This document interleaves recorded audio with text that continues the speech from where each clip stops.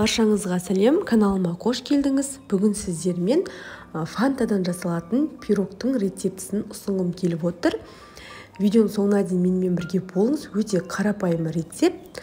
Ал кеттік, бірге бастайық. Ең алдымен құрғақ ыдысымызға жұмыртқамызды, қантымызды, ванилинімізді салып, миксерлеп алатын боламыз. Жай жылдамдықпен бастап, жылдамдықты көбейте отырыңыздар. Осы массамыз ағарып, екі есе ұлғайғанша миксерлеп алатын боламыз. Міне, ұлғайды, массамыз дайын болды. Енді осыған бір бокал фантамызды құятын боламыз. Фантамызды құйып алып, және кішкене уақыт миксерлеп аламыз. Енді сүйек майымызды құямыз. Сүйек майымызды құйып,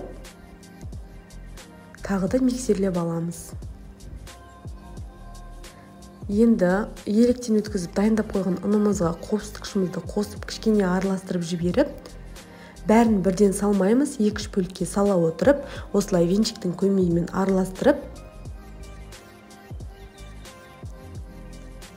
араластыра отырып, сүйек осындай масса шығарамыз. Дайын болды қамырымыз. Главный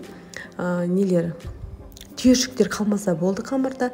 Осылай табамызды майлап алып, формамызға құйып 180 градуста 40 минут пісіріп алатын боламыз. Пешімізді алдын ала қыздырып дайындап қойыңыздар, қыздар. Міне дайын болды. Енді толықтай суытамыз. Толықтай суытып болғаннан кейін формадан шешеміз.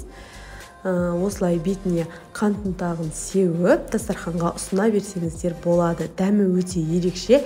Осы рецептпен міндетті түрде жасап көріңіздер, қыздар. Барлық мөлшерін қосатынын астына описанияға жазып қалдыратын боламын. Міндетті түрде жасап көріңіз. Осындай қарапайым рецепттер ұнаса, каналыма тіркеліп алуды ұмытпаңыз. Видеоның соңына дейін менімен болғандарыңызға рахмет.